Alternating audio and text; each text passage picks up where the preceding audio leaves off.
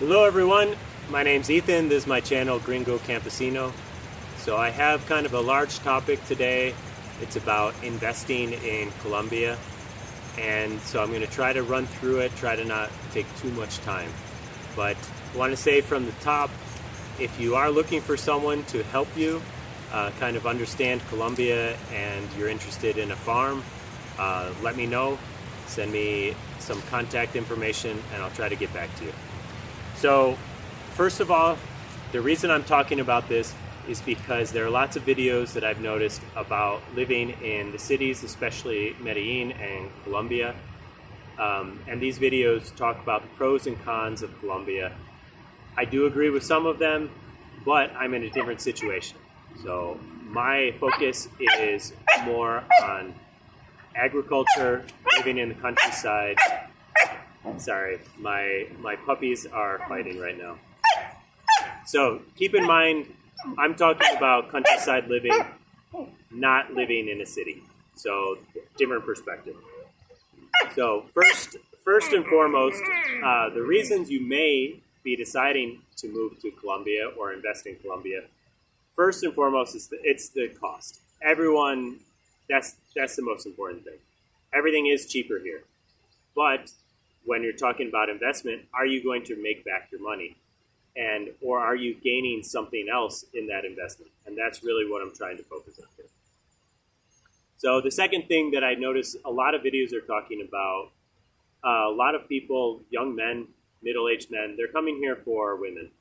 And that's a reasonable thing to do. But remember, if you're looking for a relationship, once you find one, it doesn't matter if you have millions of beautiful women in a city or a countryside if you're looking for a partner. So, that is something that, if you're a forever bachelor, maybe it's important to you. But if you're a countryside dweller like me, it doesn't matter to me. I don't care so much. So what for me was the biggest thing besides cost was the people and the climate. I have year-round growing season here.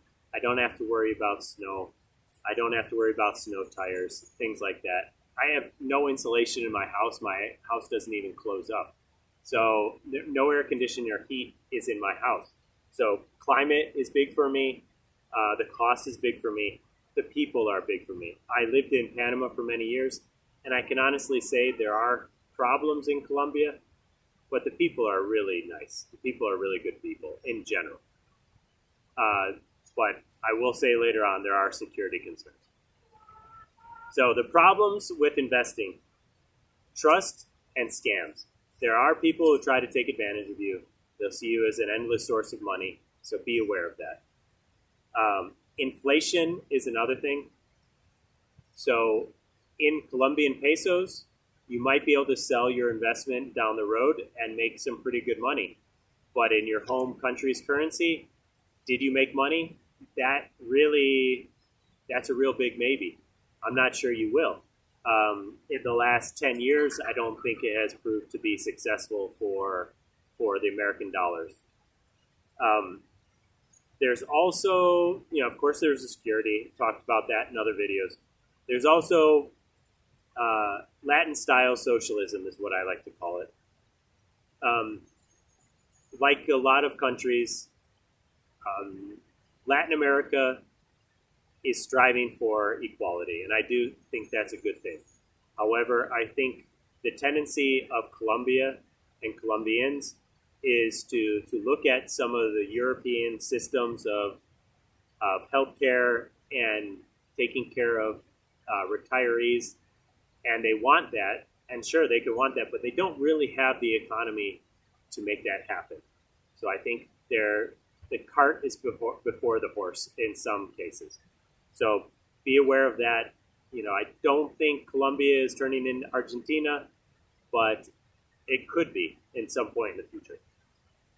So considerations when you're looking for your farm or your house in the countryside. One, very important, infrastructure. You need to have good infrastructure. It's not a guarantee in Colombia. Make sure there's good roads, good access, preferably 2 roads into your local community. so you can get out in case the one road has a landslide. A lot of these rural areas, you will be going through mountainous areas. There are landslides, block off the road, and you don't want to be stuck. So 2 roads, or at least an emergency exit in your local area, is a very good thing. The bureaucracy of the local services. Check into phone service, check into the electrical system, check into water. Give you a quick story about electricity. Because I live alone, I have this problem where the meter reader wants to come into my farm and read the meter. Generally, I have no problem with that, but it doesn't seem to be the same person every time. So I give them my phone number, I tell them to give me a call, but I get an unknown number every time. And often I'm working, I'm in the process of work, and I can't hear them yelling from the front because it's the other side of the river. So my electrical company basically canceled my electricity service because they said it is illegal for me to block entrance to the service providers. Well, I have dogs for security, so I have the gate closed for security. I can't just keep it open for one visit every 2 to 3 months. So it's a real challenge in that situation. They shut off my electricity. They told me the only option, because there's no other service providers for electricity, was to move my meter to the other side of the river. So I do plan on keeping electricity. Eventually I want to have a wood shop, so I want the high voltage, but I also want to add some solar, and I have the river, so I want to add hydroelectric turbine, we'll just put it that way, to generate some power so I can be mostly independent. And I may decide in the future to just get rid of my grid connection. The other considerations: do you need employees? That is a big consideration. It seems like employees are very cheap, and by American standards, that is true. But if they are eating any of your profits, you need to consider that. It is not just simply calculated $10 a day. When you're paying insurance, you're paying the retirement for your employee, you're paying yearly bonuses, you're really paying like 15 months worth of payment if you're doing everything legally. So as a foreigner, I would say you want to do things legally. So consider that. Visas, definitely consider visa. If you're going to plan on marrying a Colombian, maybe it's easier. But the visa is not so easy under the current government. They haven't changed the laws, but they've changed the norms, where in the past I got a 3-year visa granted. They're only granting 1-year visas now, which means I have to go through all the bureaucracy on a yearly basis and all the payments and things, which is probably why they do it. They can milk foreigners for visa costs. So what type of person should invest in Colombia? Well, I would say first, you need to be patient. You need to really understand things take time. And, really, I would say don't invest in Colombia unless you've spent a lot of time overseas in developing countries. Colombia is really good in a lot of ways. It's really professional in a lot of ways, but you're always going to come up and hit bureaucratic nightmares where you just don't seem to have a solution to your problem.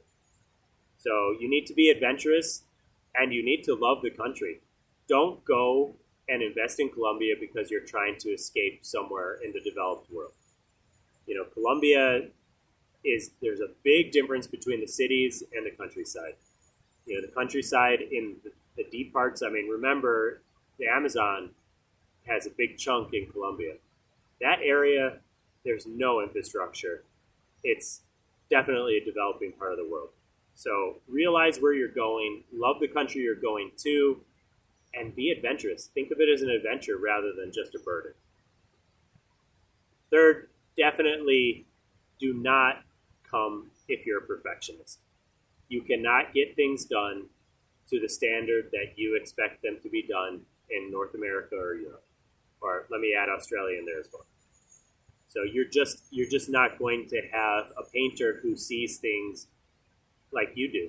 So they might paint over your light switch, which, if you're a perfectionist, could really bother you. So you either do it yourself or just drop your perfectionism.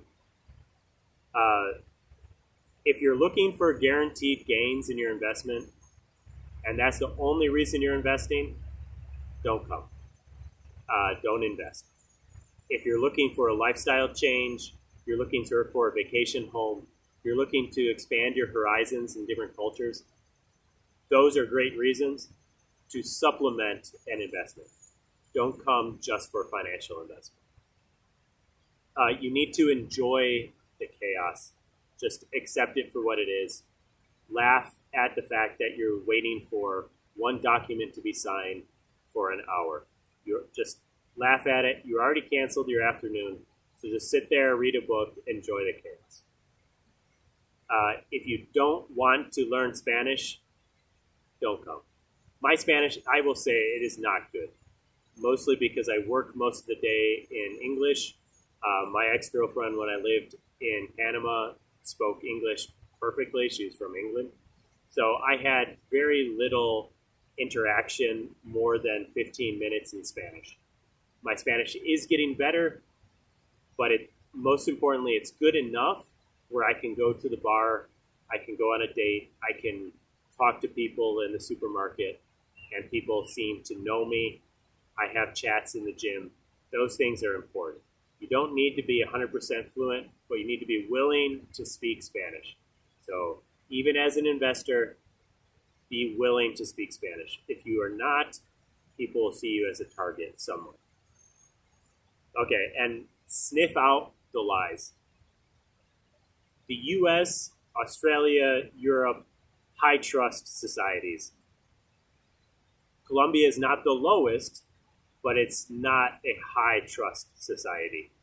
People will frequently take advantage of you, and they will see it as your fault. It's not morally their fault for taking advantage of you. It will frequently be your fault for being taken advantage of. So be aware of that. You have to take care of yourself. And that includes everything. You have to be self-reliant. And then, of course, look into the concerns of security. I personally chose this town. I'm close to the town, so there are police, and there's a military battalion not so far from me. So I figured if Colombia does revert to some kind of civil war again, I will have time before this area is completely taken over again to figure out a long-term plan. So all of that being said, I'm not bashing Colombia. I chose Colombia because I think it's a great place. I've lived in Africa, and I've lived in Panama, kind of on both sides of Colombia as far as development. I've lived in the U.S. I grew up in the U.S. I've lived in England. I like it here. I think it's great. So I'm not complaining, and I do encourage the right person to come to Colombia. And that being said, if you need help from me in any way, if you're interested in me helping you, we can work something out. Drop me a comment, and I'll try to contact you. So this is, again, me, Gringo Campesino, and I'll see you next time. Thanks.